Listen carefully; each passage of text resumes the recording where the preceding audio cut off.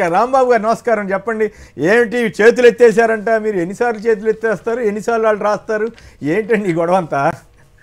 ముందుగా కొమ్మేని గారు, welcome back to సాక్షి. మీరు మీ లైవ్ షో లేక చాలా మంది ఇబ్బంది పడుతున్నట్లో మీ లైవ్ షోకి మళ్ళీ తిరిగి వచ్చారు, చాలా సంతోషం. ఓకే, ధన్యవాదాలు. సో ఇప్పుడు ప్రధానంగా చర్చ ఇవాళ ఈనాడులో ఫ్రంట్ పేజీలో చేతులు ఎత్తేసారు పోలవరం గురించి అంటే 2 పాయింట్లు, ఒకటేమో సుప్రీంకోర్టు, రెండోదేమో ఈ చేతులు ఎత్తేసారు. ముందు నా సబ్జెక్ట్ లోకి చేతులు ఎత్తేసారు అనేటువంటి మాట గురించి మాట్లాడదాం. పోలవరంలో కీలక పనులన్నీ పెండింగ్ లో పెట్టేశారన్నారు. Diaphragm wall దోషమైందన్నారు. ఇప్పటి వరకు దాని మీద నిర్ణయం తీసుకోలేదు అన్నారు. దీనిలో సార్ నేను చాలా స్పష్టంగా అనేక సందర్భాల్లో చెప్పాను.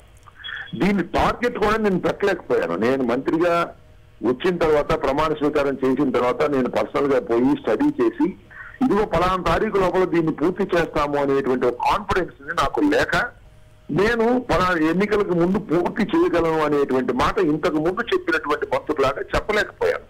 ఇది ఇస్ ఎ ఫ్యాక్ట్. నెంబర్ 2 ఏంటంటే, ఎందుకు ఇది లేట్ అవుతుంది, ఎందుకు డయాఫ్రామ్ వాల్ విధ్వంసమైంది అనేటువంటి అంశం మీద నేను ఇప్పటికైనా ఈనాడు కానీ, రామోజీరావు గారు కానీ, లేకపోతే వారి సందర్భంలో ఎవరైనా ఉన్నా కానీ చర్చకు నేను కూడా సిద్ధం.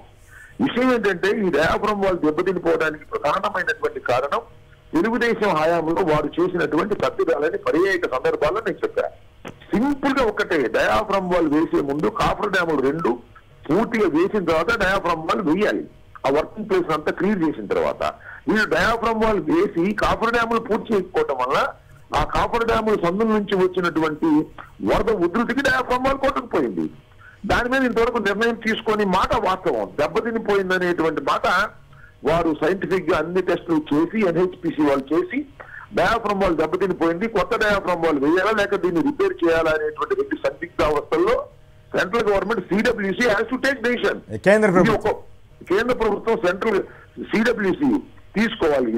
కారణం ఏంటంటే సార్, ఇది సెంట్రల్ గవర్నమెంట్ ప్రాజెక్టు, మనమేమో ఇంప్లిమెంట్ చేస్తున్నాం. దురదృష్టవశాత్తు చంద్రబాబు నాయుడు గారు దీనిలో డబ్బులు ఏదో ఒక విధంగా కాజేయాలనే ఉద్దేశంతో స్టేట్ గవర్నమెంట్ ఇంప్లిమెంట్ చేస్తుందని చెప్పేసి తీసుకొచ్చుకుని స్టేట్ గవర్నమెంట్ మీద ఇంప్లిమెంట్ చేయటం, వాళ్ళు టెక్నికల్ గా రిసెర్చ్ చేయటం. ఇంతవరకు సిడబ్ల్యూసి కానీ కేంద్ర ప్రభుత్వం కానీ ఇంకా తర్జన భర్జనలో పడి ఉన్నారు. మేధావులు చర్చిస్తున్నారు. ఈ డయాఫ్రామ్ వాల్ ని ఏ విధంగా వేయాలని ఆలోచన చేస్తున్నారు. దానితో పాటు మరొక అంశాన్ని కూడా ఇక్కడ నేను చెప్పాలి. ఏదైతే కాఫర్ డ్యాములు కంప్లీట్ అయిపోయాయో వాటి యొక్క కాల పరిమితి, గ్యారంటీ పరిమితి 3 సంవత్సరాలు మాత్రమే. ఇప్పుడు 5 సంవత్సరాలు అయింది. సిపైజ్ వస్తుంది కింద నుంచి, సిపైజ్ వస్తుంది. This is the problems. ఇవన్నీ ప్రాబ్లమ్స్ కి అంబటి రాంబాబు గారు కారణం, జగన్మోహన్ రెడ్డి గారు కారణం, మా అలసత్వం అని ఈనాడు ఎన్ని పిచ్చి రాతలు రాసుకున్నా నేను చాలా స్పష్టంగా, చాలా గుండె మీద చెయ్యి వేసుకుని చెప్తున్నాను. వారు చేసిన తప్పిదాలకు ఇదంతా కూడా బలైపోయినటువంటి పరిస్థితి వచ్చింది. దీన్ని స్లో అయింది. దీన్ని స్పీడ్ గా చేసుకోవాల్సిన బాధ్యతలు ఉన్నాయి. దీన్ని కేంద్ర ప్రభుత్వంతో చర్చించవలసినటువంటి ఇది ఉంది. వారి టెక్నాలజీని తీసుకోవాల్సిన పరిస్థితి ఉంది. ఒక యాక్సిడెంట్ జరిగింది అక్కడ. దానికి కారణం చంద్రబాబు నాయుడు గారి ప్రభుత్వం తీసుకున్నటువంటి తప్పిదమైన నిర్ణయాలు. తొందరగా డబ్బులు చేసుకుని కాంట్రాక్టర్ పోవాలనేటువంటి ఒక ఆతృతలో కాఫర్ డ్యాములు వేయకోకుండా డయాఫ్రామ్ వాల్ వేసి అనర్థానికి దారి తీశారు. అనర్థం నుంచి బయటకు రావడానికి కింద మీద పడుతున్నాం. డెఫినెట్ గా బయటకు వస్తాం. అంటే ప్రధానంగా కేంద్రం చెప్పకుండా మీరేం చేయగలిగే పరిస్థితి ఉండదు కదండి. కేంద్రం has to give clearance sir. CWC మరి ఆ సంగతి ఎందుకు రాయరు? మోడీ గారిని ఎందుకు నిలదీయరు వీళ్ళు? ఈనాడు వాళ్ళకి అంత ధైర్యం ఉంటే అది వీళ్ళందరూ జగన్మోహన్ రెడ్డి గారు చేతులు ఎత్తేసాడు, అంబటరావు గారు చేతులు ఎత్తేశారు. ఇదంతా పోలవరాన్ని సర్వనాశనం చేశారు, జగన్మోహన్ రెడ్డి గారు సర్వనాశనం చేశారు, జగన్మోహన్ రెడ్డి గారికి ఏం తెలియదు అనేటువంటి మాటలు రాసి ప్రజలకు ఇండెక్ట్ చేయాలని అనుకుంటున్నారు. చంద్రబాబు నాయుడు గారికి నిజంగా చెప్పండి, చంద్రబాబు నాయుడు గారికి ఏమి తెలియదు, తెలిసినట్టు నటిస్తాడు. తెలియకపోబట్టి ఈ కారణం అంతా కూడా, ఇదంతా కూడా అనర్థానికి దారి తీసిందనేది నా వాదన. అనేక సందర్భాల్లో వినిపించాను, ఇంకా కావాల్సి కూడా వినిపిస్తాను. ఎప్పుడు ఇలాగే రాస్తారు, వాస్తవం లేదు. అందుకని నేను ప్రతిరోజు కూడా ఈనాడు వారు రాసే పచ్చి అబద్ధాలు ఈ రోజు అబద్ధాలు అని చెప్పి రాయటం నేను నా విశ్లేషణ కూడా ఇస్తున్నాను. ఇచ్చి మీలాంటి వాళ్ళతో కూడా ఆ సంబంధించిన మంత్రులు, వ్యక్తులతోటి మాట్లాడించి వాస్తవం ఏంటో తెలిసే ప్రయత్నం చేస్తున్నారు. ఫైనల్గా ఒక మాట చెప్పండి, రాయపాటి రంగారావు గారు చెప్పినటువంటి 150 కోట్ల ముడుపుల మీద ఎందుకు ఈనాడు రామోజీరావు గారు స్పందించట్లేదు, రాధాకృష్ణ గారు స్పందించట్లేదు, చంద్రబాబు గారు గారు స్పందించట్లేదంటే పోనీ ఆయన భయపడ్డాడు అనుకోవచ్చు, ఏదో ఎందుకు వచ్చిన గొడవని. ఎందుకు దీని మీద మీ కామెంట్ ఏమైనా చెప్తారా ఫైనల్గా? సార్ ఇప్పుడు ఇది రాయపాటి సాంబశివరావు గారి కంపెనీనే ఫస్ట్ దీన్ని టేకప్ చేసింది కాంగ్రెస్ ప్రభుత్వం ఉండగా. అవును. తర్వాత చంద్రబాబు నాయుడు గారు వచ్చిందో కంటిన్యూ చేశాడు. కంటిన్యూ చేయటమే కాకుండా రాయపాటి సాంబశివరావు గారు నర్సాపేటలో కంటెస్ట్ చేయించాడు, అప్పుడు గెలిచారు రాయపాటి సాంబశివరావు గారు. ఈ మధ్యలో ఎన్ని గందరగోళాలు జరిగినాయో, ఎంత డబ్బులు చేతులు మారాయో రంగబాబే సాక్షాత్తుగా రంగబాబే చెప్పినటువంటి సందర్భం ఉంది. కాబట్టి రాయపాటి కుటుంబం అనేది తెలుగుదేశం పార్టీలో కీలక పాత్ర పోషించింది. అలాగే ఈ పోలవరంలో కూడా కాంట్రాక్ట్ విషయంలో కూడా కీలక పాత్ర పోషించినటువంటి సందర్భం. వారి కుటుంబ సభ్యులు ఇవాళ చంద్రబాబు నాయుడు గారి మీద విమర్శలు చేస్తున్నారంటే ఖచ్చితంగా దానిలో వాస్తవం ఉందని నేను నమ్ముతున్నాను. ప్రజలు కూడా దీనిలో వాస్తవం ఉందని నమ్ముతున్నారు. చంద్రబాబు అనేటువంటి వ్యక్తి కేవలం మ్యానిపులేటర్, పేపర్లు మేనేజ్ చేయడం ద్వారా తాను గొప్పవాడు అనే విధంగా చేసేటటువంటి మనిషి అనే విషయాన్ని దయచేసి ఆంధ్ర రాష్ట్ర ప్రజానీకం అర్థం చేసుకోవాలని మీ ద్వారా వారిని కోరుతున్నాను. నాకు ఒక్క పాయింట్ అర్థం కాదు. గతంలో పివి నరసింహారావుకి హర్షాద్ మెహతా అన్న ఆయన ₹1 కోటి ఇచ్చానని ఆరోపణ చేస్తేనే పెద్ద సంచలనం అయిపోయి చివరికి పివి గారు కోర్టు దాకా వెళ్లాల్సిన పరిస్థితి వస్తే ఇక్కడ 150 కోట్ల ఆరోపణ వచ్చినా అసలు ఏమి చేయలేని పరిస్థితి ఎందుకు వస్తూ ఉంది? ఏమిటి వాళ్ళకున్న శక్తి ఏమిటి?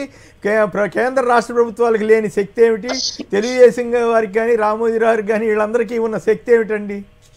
Management capacities. అంతేనా? సింపుల్. ఒకటి సార్, నేను కొమ్మరేని గారు నేను మాట చెప్తున్నాను మీ ద్వారా ఆంధ్ర రాష్ట్ర ప్రజానికి. అసలు చంద్రబాబు అనే వ్యక్తి నాట్ ఎట్ ఆల్ పొలిటీషియన్. ఆయన మ్యానిపులేటర్. అక్కడ ఉన్నటువంటి పరిస్థితుల్ని మేనేజ్ చేసుకుంటూ రాజ్యాధికారాన్ని సాధించినటువంటి వ్యక్తి. దాని ఈజ్ ఎ గ్రేట్ మ్యాన్ అని నేను అందరూ ఒప్పుకోవాల్సిందే. అక్కడ బోర్డుల్లో బలం లేకపోయినా, జనంలో బలం లేకపోయినా తిమ్మిని బొమ్మని చేసి ఆ పార్టీని పట్టుకుని ఈ పార్టీని పట్టుకుని వాటిని పట్టుకుని వీటిని పట్టుకుని ఆంధ్రజ్యోతిలో ఫ్రంట్ పేజీలో అద్భుతంగా రాంచి, ఈనాడులో అద్భుతంగా రాంచి, అంత గొప్పవాడు ఎవడు లేడు, అద్భుతాలు సృష్టిస్తాడు, అది ఇది రాంచుకుని జనాన్ని భ్రమింపచేసి అధికారాల్లోకి వచ్చినటువంటి వ్యక్తి. ఏ విషయానైనా మేనేజ్ చేయగలిగిన కెపాసిటీ ఉంది. ఇప్పుడు మేనేజ్మెంట్ ఇప్పుడు వెనకబడ్డాడు, మేనేజ్ చేయలేకపోతున్నాడు. అందువల్లనే నిన్న కూడా మీరు చూశారు, నిన్న కోర్టులో 17A మీద అసలు ఇది క్రాష్ చేయాలని చెప్పేసి వెళ్ళారు. క్రాష్ అవుతుందని కూడా ప్రచారం చేశారు. బట్ ఇద్దరు జడ్జెస్ చెప్పారు. క్రాష్ విషయంలో ఒక జడ్జి అనుకూలంగా చెప్పారు, ఒక జడ్జి వ్యతిరేకంగా చెప్పినప్పటికీ కూడా గౌరవ జడ్జిలు దానిలో గమనించాల్సింది ఏంటంటే రిమాండ్ రిపోర్ట్ ఎక్కడ తప్పట్లేదు. రిమాండ్ ఇవ్వడానికి, లోయర్ కోర్టు రిమాండ్ ఇవ్వడానికి ఎక్కడ మేము తప్పపట్టమని చెప్పారు. నేరస్తుడిని రక్షించడానికి చట్టాలు ఉండవు, నేరస్తుడిని శిక్షించడానికి మాత్రమే చట్టాలు ఉంటాయనేది నిన్న జరిగినటువంటి విషయంలో మనకు చాలా స్పష్టంగా అర్థమవుతుంది.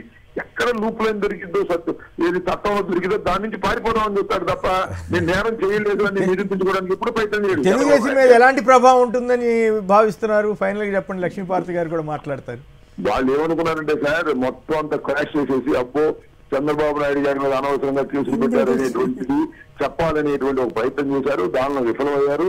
ఇవాళ చూడండి, ఈనాడులో ఏంటి స్టేట్మెంట్, ఈనాడులో ఏమి ఇచ్చారు చూసినట్లయితే ఈనాడులో ఫ్రంట్ రైటింగ్ లో జడ్జెస్ ఏమి రిలీఫ్ ఇవ్వలేదని అనలేదు. చంద్రబాబు క్రాష్ పిటిషన్ పై విస్తృత ధర్మాసనానికి విస్తృత ధర్మాసనానికి పంపించారన్నారు తప్ప ఏ విధమైన రిలీఫ్ రాలేదని చెప్పలా. అది చెప్పాల్సింది. చంద్రబాబు నాయుడు క్రాష్ కోసం వేసుకున్నాడు, క్రాష్ ఎవరు చేయలేదని చెప్పలా. అది చెప్పుకోకుండా విస్తృత ధర్మాసనానికి షిఫ్ట్ చేశారని పాజిటివ్ గా రాసుకోవడానికి ప్రయత్నం చేశారు. బండారాలు బయటకు వచ్చేసినాయండి. నేను ఈనాడు బండారం, ఆంధ్రజ్యోతి బండారం, టీవీ బండారం, అన్ని బండారాలు బయటకు వచ్చినాయి. ప్రజలు అన్ని పరిస్థితులు వాస్తవాలు తెలుసుకుంటారు ప్రజలు. ఖచ్చితంగా మ్యానిపులేటర్లకి ఇక రాజకీయాల్లో మ్యానిపులేటర్లకు రోజులు చెల్లాయి, ఇది మాత్రం వాస్తవం. రైట్. ధన్యవాదాలు రాంబాబు గారు. మీరు ప్రత్యేకించి మీలాంటి వాళ్ళు ఇట్లా అదే రోజున అదే టైంలో ఉదయం పూట వెంటనే ఖండించి తర్వాత మీరు ప్రెస్ కాన్ఫరెన్స్ పెట్టుకోండి, ఏమైనా చేయండి, కానీ వెంటనే ఇటువంటి వాటి మీద మాబోటి వాళ్ళని కార్యక్రమాలు నడిపినప్పుడు స్పందిస్తే అది ఉపయుక్తంగా ఉంటుంది, ప్రజలకు కూడా ఉపయుక్తంగా ఉంటుంది. మీరు ఆ బాధ్యత తీసుకుని ముందుకు వచ్చినందుకు మరీ ధన్యవాదాలు రాంబాబు గారు.